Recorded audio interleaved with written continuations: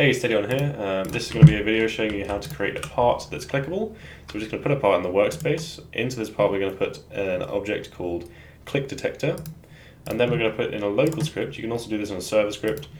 We're going to reference the clickable part, so click part equals game workspace part click detector, because that's this object here. And when it's clicked, all we have to do is we have to say click detector, click part, sorry, mouse click, connect, function, and what we're doing here is we're saying when it's clicked, run this function, and there is a parameter in the argument, sorry, there is an argument, and the argument is player, so we can print like this, player, name, clicked button. So let's quickly test this out.